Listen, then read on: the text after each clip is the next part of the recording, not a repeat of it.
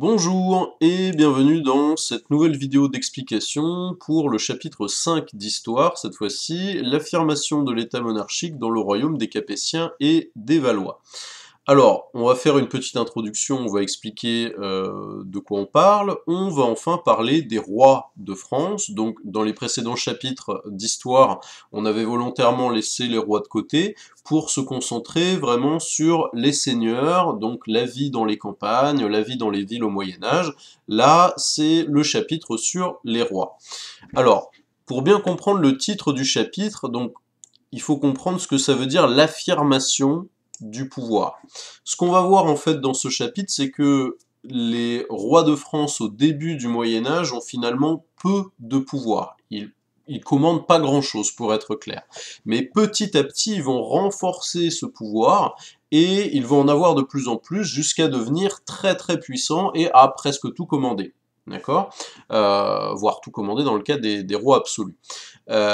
Donc c'est cette évolution qu'on va suivre pendant ce chapitre, comment on passe de roi de France finalement peu respecté avec peu de pouvoir, à, vers la fin du Moyen-Âge, des rois qui ont tous les pouvoirs, très très respectés et obéis. Donc c'est le sens du titre de ce chapitre, l'affirmation de l'État monarchique. L'affirmation de l'État monarchique, c'est l'affirmation du pouvoir, comment les rois obtiennent plus de pouvoir, dans le royaume des Capétiens et des Valois. Alors les Capétiens et les Valois, c'est le nom de deux dynasties, c'est le nom de deux familles de rois, si vous voulez. Donc comment les rois de la famille des Capétiens, donc Capétiens ça vient de Hugues Capet, ont affirmé leur pouvoir. Alors, on va commencer. Donc, Grand I, les premiers rois capétiens de 987 à 1180, un pouvoir faible mais un grand prestige religieux et moral. Le mot prestige, il signifie quelque chose qui peut vous rendre fier. D'accord, une fierté, la plupart du temps, que vous avez et que les autres n'ont pas. Mais on va en reparler. Alors, on va prendre les documents pages 112-113 et on va surtout répondre aux questions page 113 et que je vais expliquer petit à petit. Comme d'habitude, je vous rappelle que regarder la vidéo ne vous dispense pas de faire le travail par vous-même. Moi, je vais juste donner des explications en plus, mais vous êtes censé avoir fait les questions page 113. Si vous ne l'avez pas fait, vous mettez la vidéo en pause, vous prenez une feuille de brouillon, vous prenez votre manuel page 113 et vous répondez aux questions tout seul. Une fois que vous avez fini de faire ce travail, vous relancez la vidéo et vous regardez les explications, d'accord? Mais moi, à partir de maintenant, je considère que c'est fait, que vous avez fait le travail par vous-même. Alors, première question, donc document 1, page 112, carte page 110. Qui est Hugues Capet? Comment est-ce qu'il est devenu roi? Est-ce qu'il est respecté par les seigneurs? Alors, il y a beaucoup de questions en une, on va démêler ça petit à petit. Alors, voilà, donc, vous êtes censé avoir lu ce texte, moi je ne vais pas tout lire, vous êtes censé l'avoir fait à la maison, hein.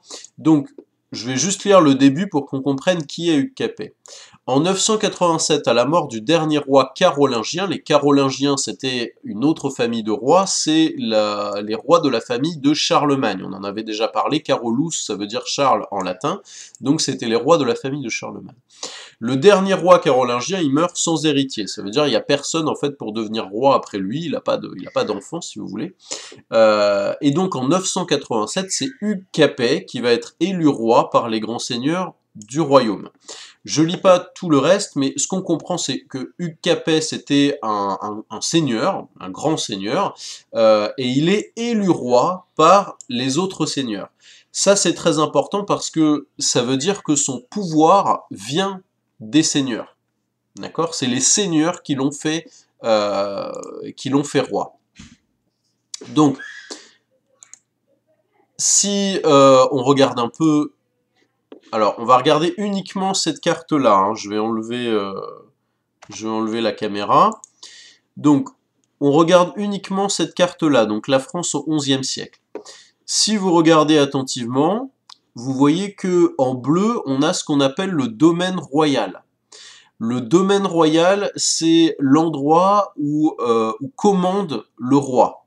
D'accord? Vous allez me dire, mais attendez, les limites du royaume de France, elles sont en rouge. Comment ça se fait que le royaume de France, c'est tout ce qui est à l'intérieur des traits rouges? mais que le roi commande que ce qui est en bleu, donc encore une fois ce qu'on appelle le domaine royal. Eh bien, là aussi la réponse se trouve dans la légende, vous voyez que tout le reste du royaume, c'est quoi? C'est des fiefs. Et les fiefs, normalement, vous savez déjà ce que c'est, on en a déjà parlé. Un fief, c'est un territoire que donne un suzerain à son vassal. Alors là, ça fait beaucoup de vocabulaire, mais encore une fois, on l'avait expliqué dans un précédent chapitre d'histoire, on avait expliqué ce que ça signifiait suzerain et vassal. Au besoin, n'hésitez pas à relire ce chapitre-là. N'oubliez pas, un suzerain, c'est un seigneur puissant qui reçoit l'hommage d'un vassal, un seigneur moins puissant, plus petit que lui.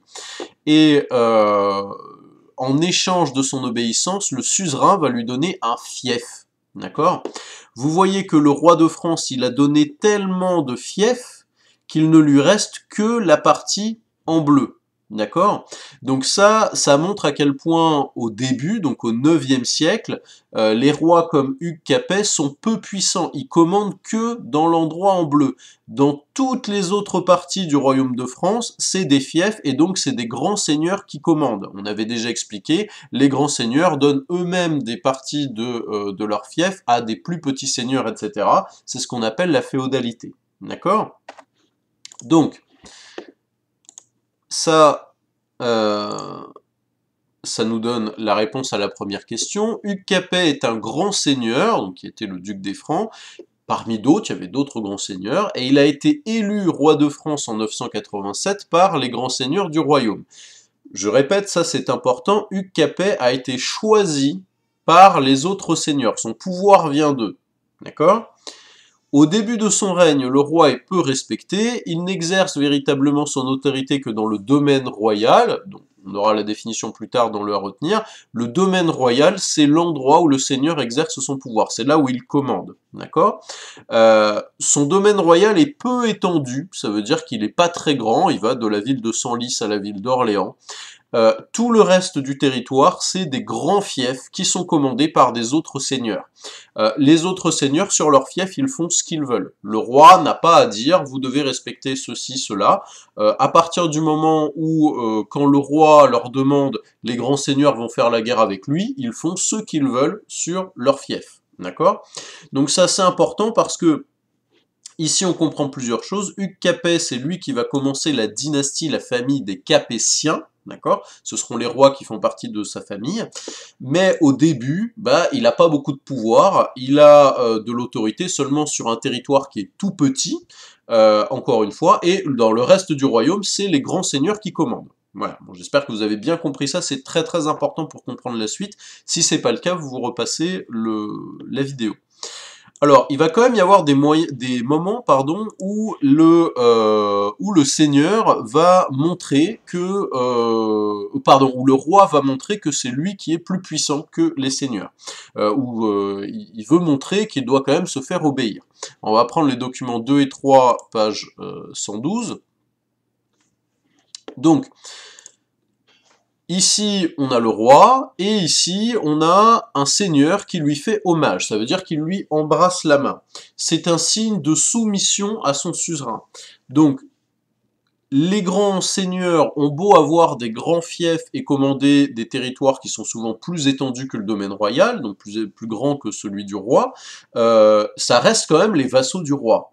Donc, une fois de temps en temps, le roi va voyager, va aller voir les différents seigneurs de son royaume, et va exiger qu'ils lui fassent l'hommage. Ça veut dire qu'ils mettent, vous le voyez ici, un genou à terre, donc qu'ils s'agenouillent si vous voulez, et qu'ils lui embrassent la main en guise de soumission. D'accord?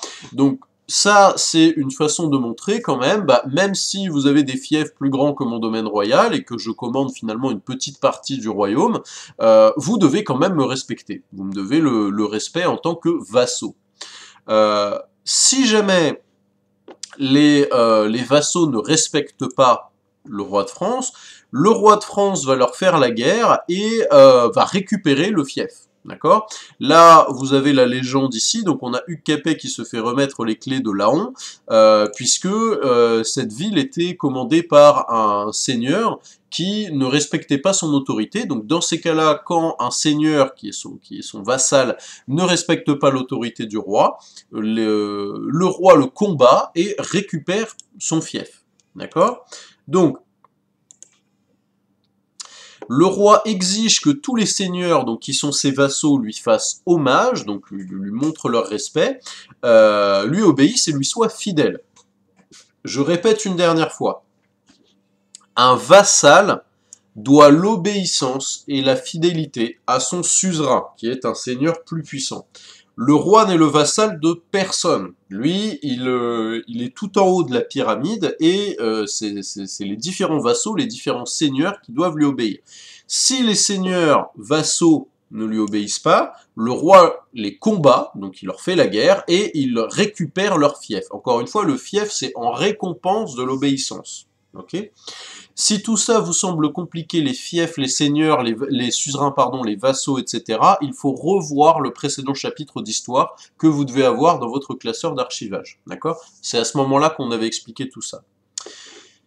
Alors, on arrive à la troisième question, document 4 et 5. Par quels autres moyens les rois capétiens montrent-ils que leur autorité est supérieure à celle des seigneurs? Alors là, pareil, on va avoir des choses importantes à voir. Encore une fois, même si le roi de France commande une petite partie du territoire, il va vouloir montrer que son pouvoir est quand même supérieur à celui des seigneurs. Il va vouloir montrer qu'il est au-dessus. Alors, pour ça, il va avoir des insignes royaux. Ça veut dire des objets, des symboles qui vont montrer son pouvoir. Par exemple, la couronne de roi de France. Ça, il n'y a que lui qui l'a. La couronne de roi de France. Le sceptre, qui est un bâton de commandement. Il va pouvoir marquer donc sur sa monnaie roi des Francs, ça montre qu'il est au-dessus encore une fois des seigneurs. Et la fleur de lys, qui est le symbole de sa dynastie. Mais ça, on aura l'occasion d'en reparler, d'accord? Qui est le symbole de sa famille, si vous voulez.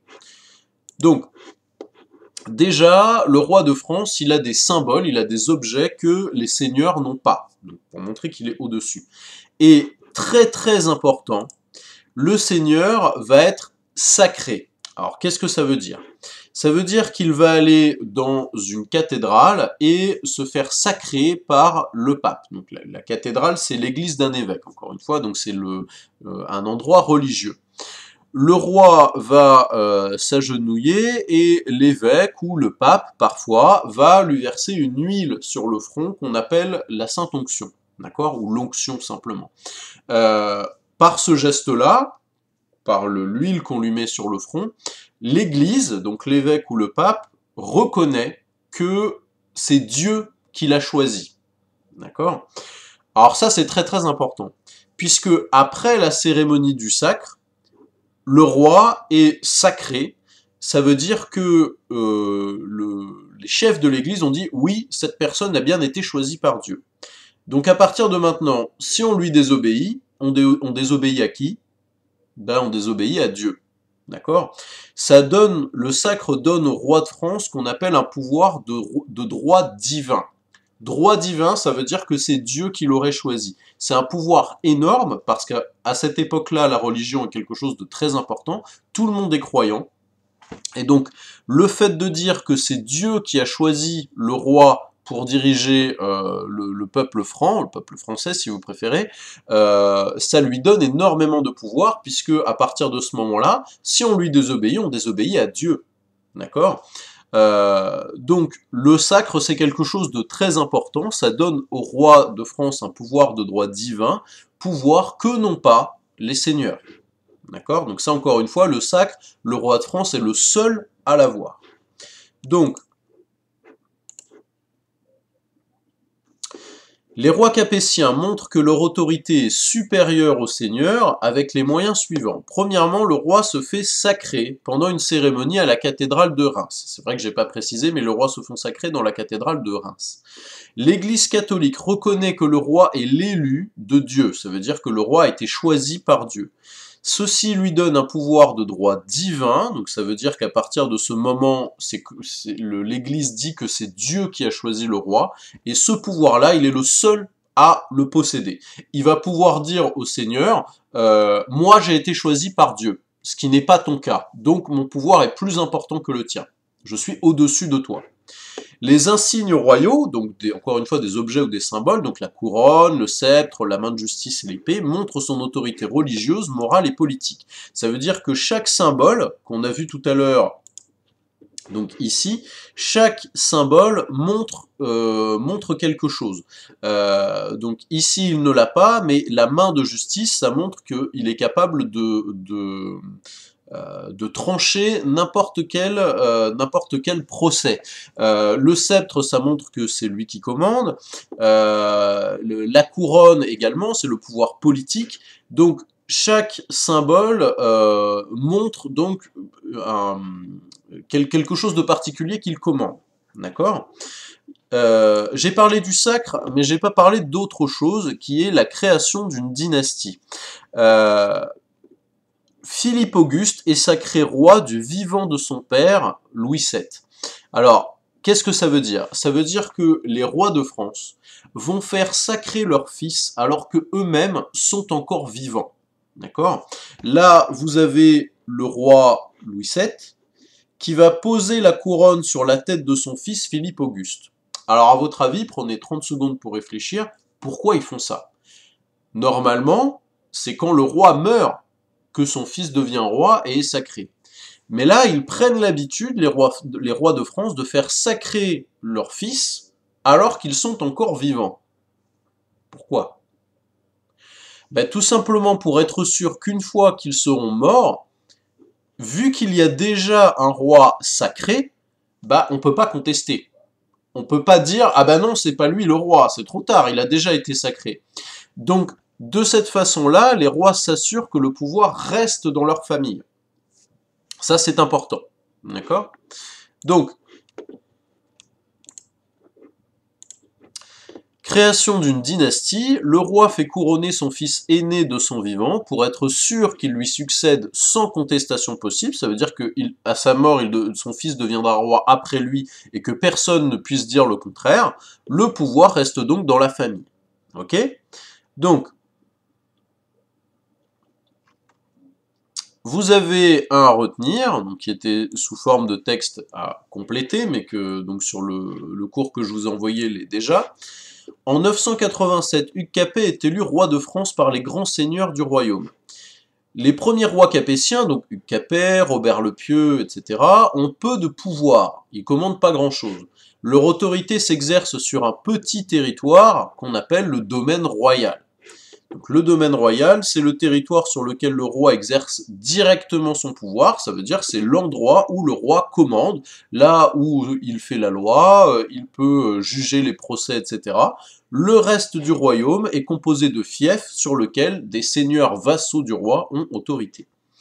Cependant, le roi a des atouts qu'il est le seul à posséder dans la société féodale. Ça veut dire qu'il y a certaines choses qu'il est le seul à avoir et qui le place au-dessus des seigneurs, qui sont ses vassaux.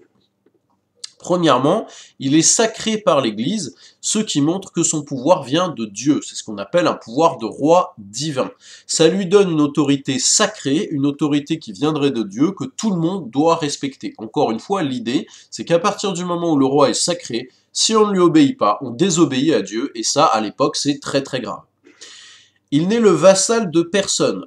Tous les seigneurs du royaume lui doivent l'hommage et l'obéissance. Ça veut dire qu'encore une fois, les grands seigneurs ont beau avoir des fiefs plus grands que le domaine royal, ils sont les vassaux du roi. Donc le roi va exiger qu'on lui fasse l'hommage, donc une fois de temps en temps il va aller les voir et il va dire agenouillez-vous, embrassez-moi la main, puisque vous êtes mes vassaux, vous me devez le respect.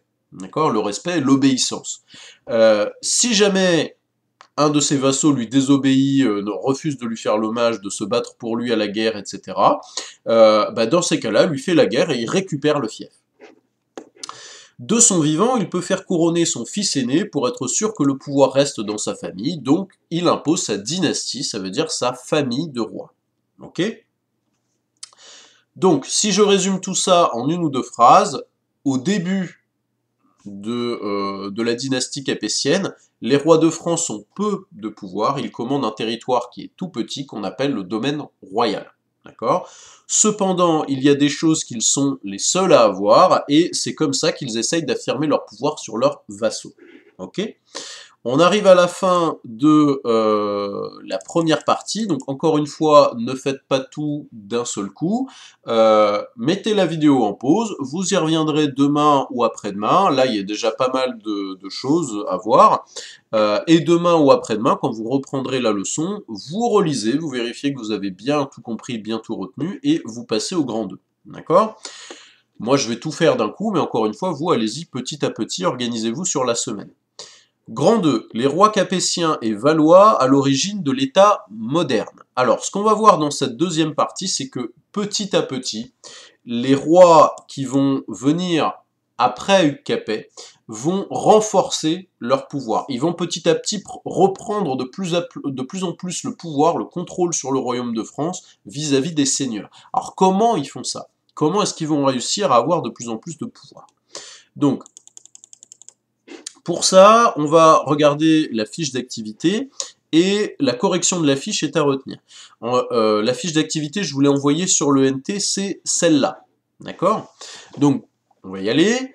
Comment les rois de France mettent en place un État moderne qui renforce leur pouvoir? Avant de voir déjà comment est-ce qu'ils mettent en place un État, ça veut dire un pays si vous voulez, un gouvernement moderne, il faut déjà trouver les éléments qui définissent un État.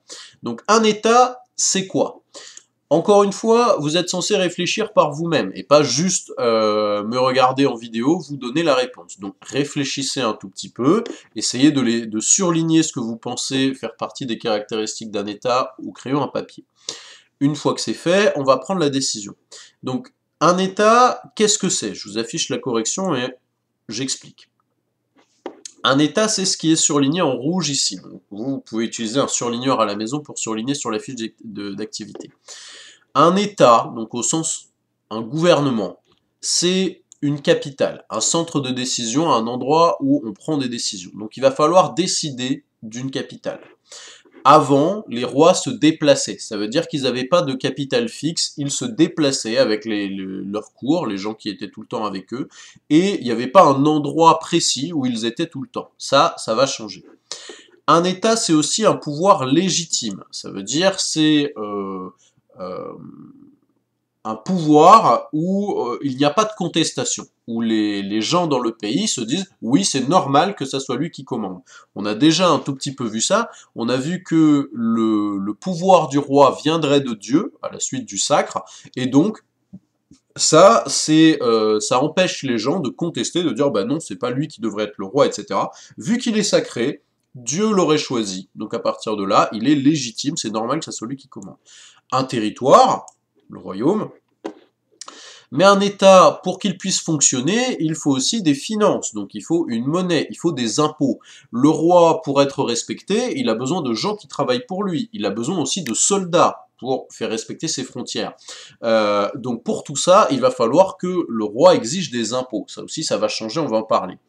Il faut aussi une armée, j'en parlais à l'instant, donc une armée pour faire la guerre et pour faire respecter, encore une fois, le territoire du roi.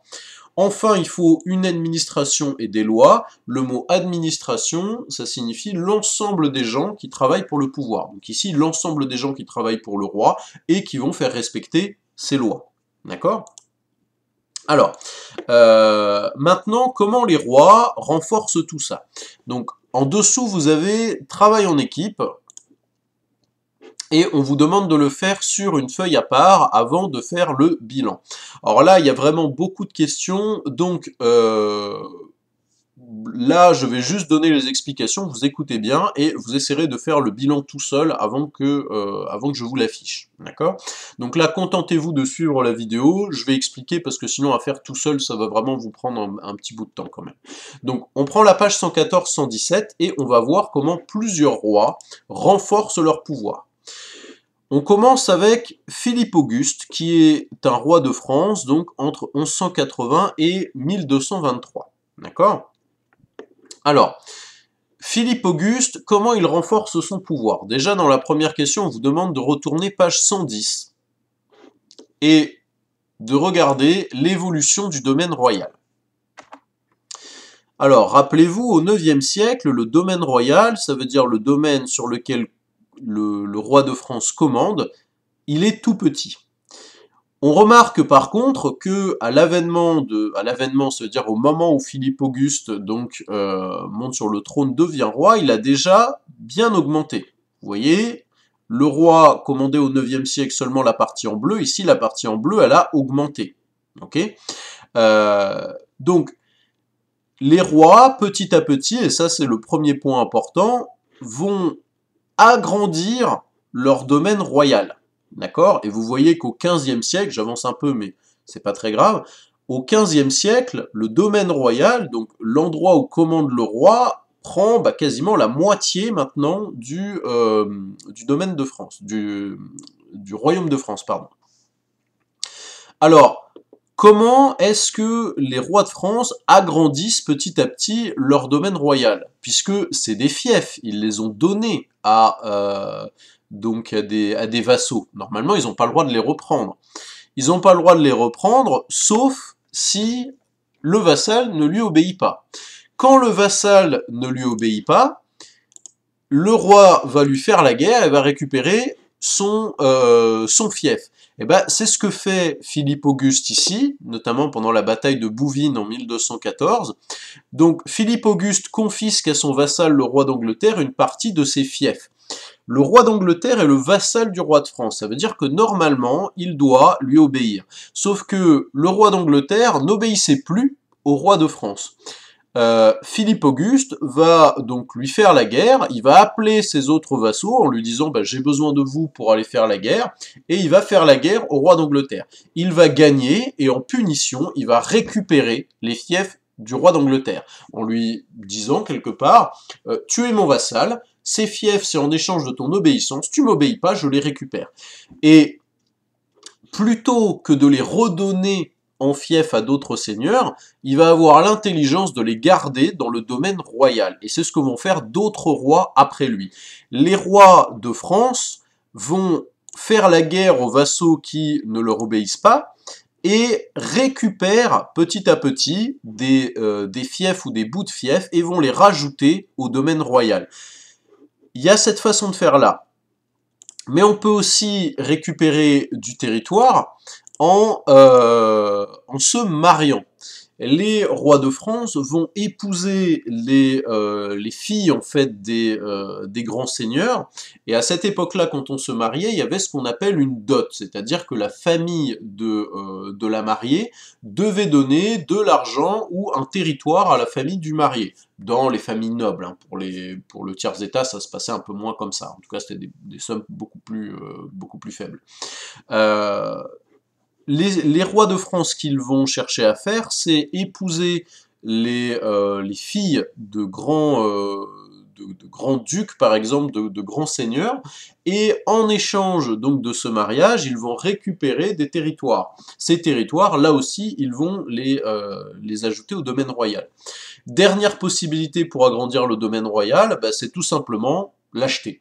Le roi de France peut dire à un de ses vassaux, tu m'as toujours obéi, tu viens faire la guerre avec moi quand je te le demande, donc je ne peux pas reprendre ton territoire par la force, mais par contre, si je te donne cet argent, est-ce que tu es d'accord pour me donner une partie de ton fief, que peut-être tu n'utilises pas, etc. Je te donne de l'argent et moi je récupère une partie de mon fief que je vais rajouter à mon domaine royal. D'accord? Donc il y a trois façons pour agrandir le domaine royal. Premièrement, faire la guerre aux vassaux qui ne respectent pas l'autorité du roi, et là le roi récupère son fief. Deuxièmement, se marier, et là en dot, après le mariage on récupère une partie du fief. Troisièmement, acheter une partie du fief. D'accord? Donc si on revient Si on revient à Philippe Auguste donc renforce son pouvoir en faisant la guerre aux vassaux qui ne lui obéissent pas et en récupérant des parties de fiefs ou des fiefs entiers, notamment les fiefs du roi d'Angleterre qui avaient beaucoup de territoire en France.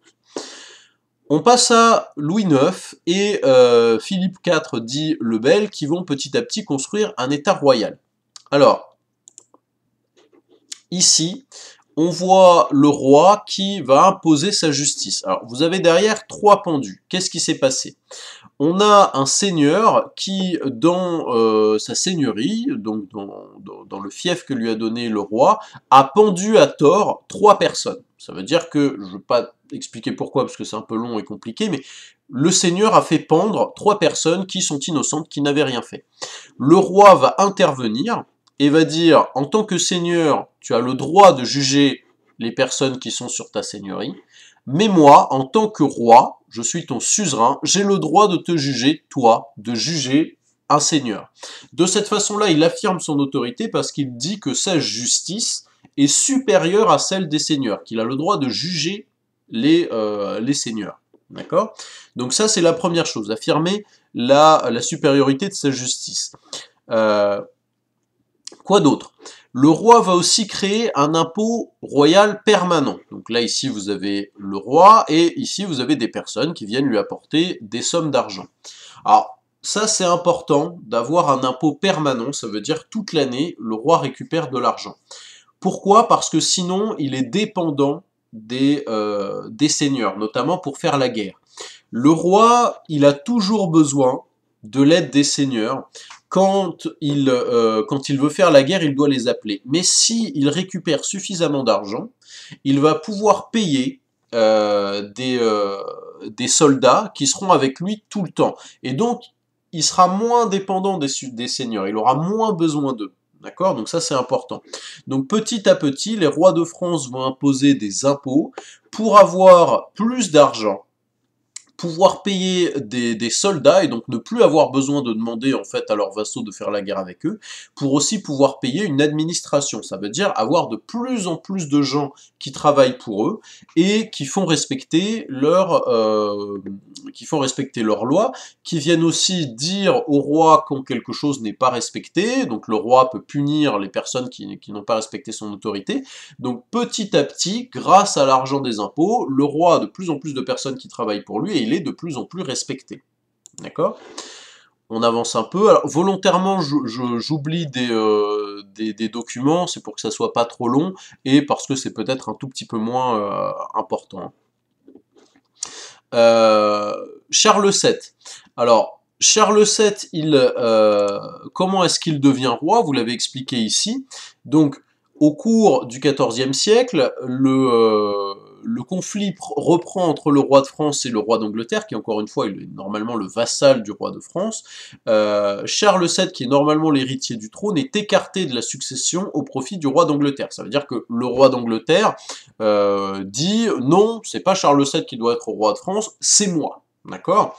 Jeanne d'Arc, qui est une jeune paysanne de Lorraine, veut chasser les Anglais en dehors de la France et remettre Charles sur le trône de France. D'accord? Elle réussit à le faire couronner à Reims, à le faire sacrer, et à partir de ce moment-là, Charles devient le roi de France légitime. D'accord? Elle va aider Charles VII à la guerre, à chasser en fait les Anglais, et elle met fin à ce qu'on appelle la guerre de 200 ans.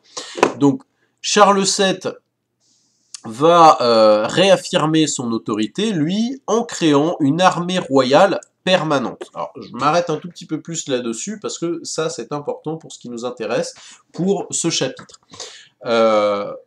Encore une fois, avant, les rois de France étaient dépendants, ils avaient besoin de leurs vassaux pour faire la guerre. Ça veut dire qu'à chaque fois qu'ils devaient combattre, que ce soit une puissance étrangère ou un vassal qui ne le respecte pas, il fallait absolument que ses autres vassaux lui envoient des soldats. Lui, il en avait dans son domaine royal, mais vraiment pas beaucoup, et pas tout le temps, pas toute l'année, si vous voulez.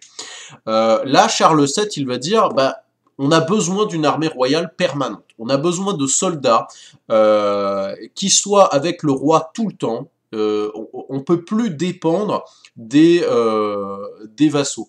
D'une part parce que c'est long. Quand le roi veut faire la guerre, il n'a pas forcément le temps d'attendre des jours, voire des semaines, que ses vassaux arrivent avec leurs soldats.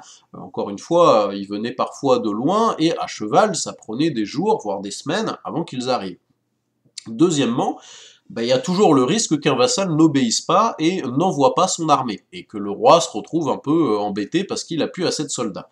Là, avec la création d'une armée royale permanente, le roi n'a plus besoin, en tout cas a beaucoup moins besoin de ses vassaux pour faire la guerre, et ça renforce son pouvoir. Il est plus fort avec son armée royale. Dernière chose, les rois de France vont, je l'ai un tout petit peu dit, renforcer l'administration royale. Ça veut dire, avec l'argent, il va payer des gens qui travaillent pour lui. D'accord? Donc, on a différents, là aussi je ne vais pas trop rentrer dans les détails, mais on a différentes personnes qui vont travailler pour le roi, des conseillers, des juges, donc qui vont pouvoir donc rendre la justice en son nom, des personnes qui vont s'occuper des finances, donc de l'argent, etc. Il a aussi des gens dans les provinces, donc dans les villes qui sont éloignées, il a les baillis et les sénéchaux qui vont s'occuper de la justice dans les endroits qui sont éloignés de la capitale, qui vont récupérer les impôts et qui vont aussi, de façon générale, vérifier que les ordres du roi sont bien respectés. D'accord? Donc, tout ça, ça nous donne quoi?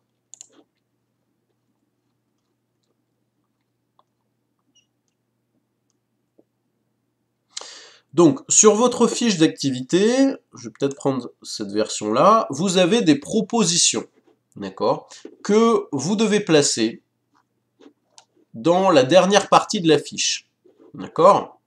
Donc ça, c'est une carte mentale, comme on en fait parfois, qui servira à retenir. Vous voyez, les Capétiens valois, donc les rois de la famille des Capétiens et des Valois, mettent en place un état monarchique qui s'appuie sur... Et vous devez placer de façon logique les différentes propositions. Même chose là pour vérifier que vous avez bien compris, que vous avez bien suivi. Vous pouvez vous aider des documents là, du travail en équipe. Je vous demande de faire le travail par vous-même. Ça veut dire que vous prenez un crayon à papier et vous placez chaque proposition, donc vous les recopiez au crayon à papier, dans la case qui vous semble être la plus appropriée et dans l'ordre chronologique des rois de France. D'accord? Moi, je sais que je suis allé assez vite, mais vous pouvez revoir les documents par vous-même. D'accord? Faites ce travail, ça vous aide à classer, à vérifier que vous avez bien compris. Mettez la vidéo en pause, et une fois que c'est fait, là, vous remettez la vidéo et moi j'explique. Donc là, je considère que le travail est fait. Donc, comment il fallait placer tout ça? Donc, encore une fois, les rois de la famille des Capétiens et des Valois mettent en place un état monarchique qui s'appuie sur un territoire de plus en plus étendu. Ça, c'est ce qu'on a expliqué, c'est que progressivement, petit à petit, les rois capétiens agrandissent le domaine royal. Ils récupèrent de plus en plus de territoire dans le domaine royal pour commander un endroit qui est de plus en plus étendu. D'accord? Donc, comment ils font? Ils font la guerre, notamment aux vassaux qui ne lui obéissent plus. Par exemple, la bataille de Bouvines en 1214, c'est Philippe Auguste qui fait la guerre à son vassal, le roi d'Angleterre, qui ne lui obéit pas, et il récupère ses fiefs et il les intègre au domaine royal. D'accord?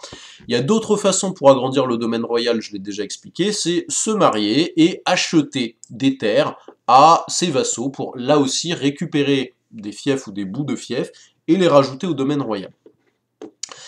Louis XI agrandit beaucoup le domaine royal en lui rajoutant le duché de Bourgogne. Bon, ça c'est un peu moins important, mais Louis XI, c'est un roi qui va beaucoup agrandir le domaine royal. Sous son règne, il s'agrandit énormément, notamment à la suite de mariages. Ensuite, les rois de France vont aussi s'appuyer sur une administration. Encore une fois, l'administration, c'est l'ensemble des gens qui travaillent pour le roi. Ok ? Donc, on a dit que les rois agrandissent sans cesse leur domaine royal, mais on a déjà expliqué au cours de l'année que plus un territoire est grand, plus c'est compliqué à commander, à gouverner, puisque plus le territoire est grand, plus il faut s'assurer que nos ordres sont obéis, sont respectés partout, d'accord? Donc, les rois de France vont avoir besoin de plus en plus de gens qui travaillent pour eux. D'accord? Donc pour gérer leur domaine royal de plus en plus grand et vérifier que ce qu'ils disent est respecté, les rois capétiens vont développer l'administration, donc vont avoir de plus en plus de personnes qui travaillent pour lui. Philippe Auguste va choisir Paris comme capitale et y installe une administration centrale. Avant Philippe Auguste, encore une fois, il n'y avait pas de capitale. Ça veut dire que les rois se déplaçaient. Ils étaient presque tout le temps sur les routes et ils visitaient les différents seigneurs. Il n'y avait pas de capitale, ils se déplaçaient, parfois ils restaient plusieurs semaines ou plusieurs mois au même endroit, mais il n'y avait pas de capitale fixe. À partir de Philippe Auguste, la capitale est décidée, c'est Paris, et parfois il voyagera, mais la plupart du temps, à partir de maintenant, il sera à Paris. Il y installe une administration centrale, ça veut dire des gens qui travaillent pour lui tout le temps, et qui sont tout le temps à Paris. Le conseil du roi, qui va discuter des affaires politiques, et lui donner des conseils sur la guerre, l'intérieur du pays. Le parlement, qui va s'occuper de rendre la justice, et la chambre des comptes, qui va s'occuper de l'argent du royaume, de l'argent qui vient des impôts. D'accord? Donc, à partir de Philippe Auguste, il y a de plus en plus de personnes qui travaillent pour le roi et on a une capitale. Philippe Auguste, toujours lui, met en place les baillis et les sénéchaux. On en a déjà un tout petit peu parlé. Eux, c'est les représentants du roi dans les provinces. Ça veut dire en dehors de la capitale. D'accord? Encore une fois, le domaine royal est de plus en plus grand. On a besoin de gens qui vont vérifier que les ordres du roi sont respectés dans les parties du domaine royal qui sont éloignées de la capitale. D'accord?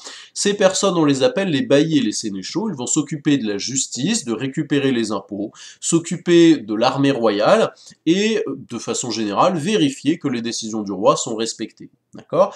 Grâce aux baillis et aux sénéchaux, le roi est mieux obéi dans tout le royaume.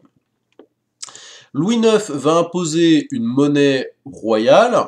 Là, c'est assez rapide. Le fait d'imposer une monnaie qu'on appelle l'écu d'or, là aussi, ça montre son autorité puisqu'il n'y a que lui qui peut faire sa monnaie et non plus les seigneurs. D'accord? Le roi de France devient le seul à pouvoir faire de la monnaie. C'est un pouvoir supplémentaire.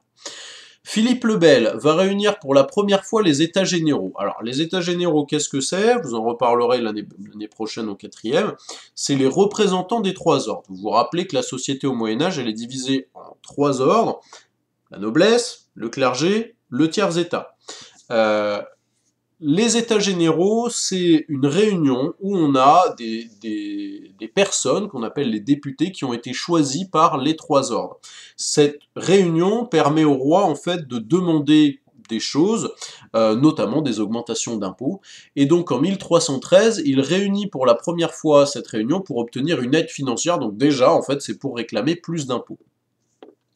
Louis XI va encore renforcer le pouvoir royal dans tout le royaume en renforçant encore l'administration et l'armée. J'avance un peu et je vais expliquer ces trois choses-là en même temps. Charles VII crée l'impôt royal permanent, donc avec trois impôts qu'on appelle les aides, la taille et la gabelle, pour payer les dépenses militaires. Alors, j'en ai déjà un tout petit peu parlé, mais le fait d'avoir des impôts toute l'année pour le roi, c'est très important. D'accord?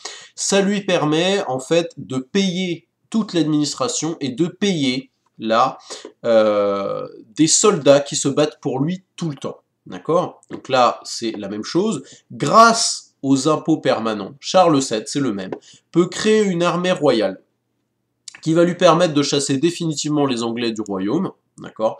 Et surtout de moins dépendre de ses vassaux et des grands seigneurs pour faire la guerre, d'accord?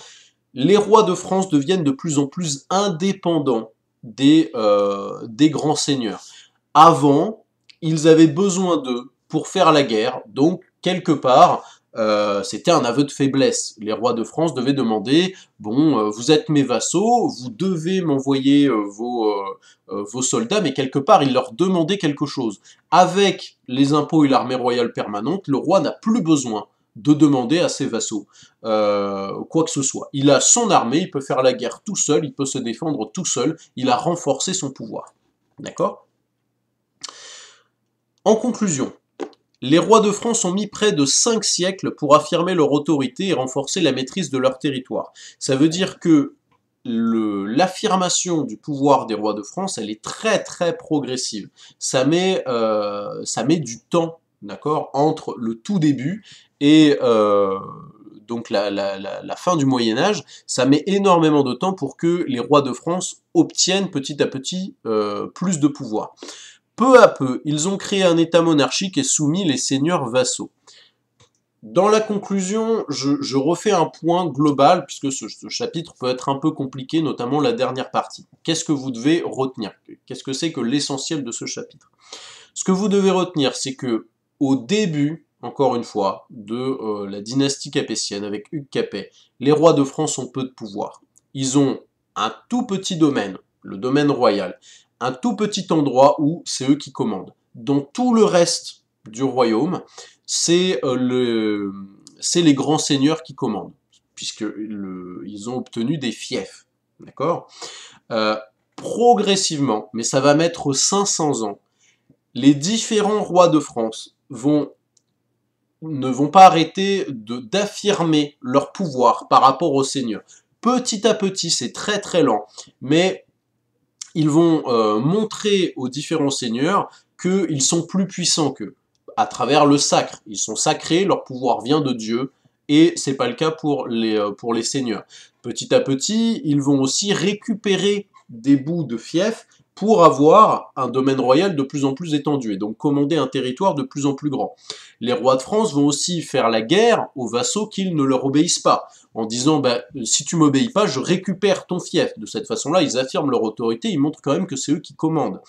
Petit à petit, ils vont aussi récupérer de plus en plus d'impôts, avoir une armée permanente, de façon à moins dépendre de leurs vassaux pour faire la guerre. Donc, petit à petit, ils affirment leur pouvoir, et vers la fin du Moyen-Âge, vers 1453, les rois de France ont un pouvoir beaucoup plus important que leurs ancêtres. D'accord? Ils ont un pouvoir absolu, ou quasiment absolu, ça dépend de la période de laquelle on parle. D'accord? Voilà, bien écoutez, j'espère que j'aurai été clair, que je vous aurai aidé à comprendre ce chapitre qui vous a envoyé sur le NT. J'espère pouvoir faire un live YouTube comme la dernière fois pour que vous puissiez poser vos questions si quelque chose n'est pas clair, donc n'hésitez pas à préparer vos questions. S'il y a vraiment quelque chose qui vous pose problème, n'hésitez pas non plus à me poser une question par mail sur le NT, je vous répondrai dès que je pourrai. Voilà, donc écoutez, comme d'habitude, j'espère que vous vous portez bien, bon courage à vous pour le travail et le confinement, et puis à bientôt!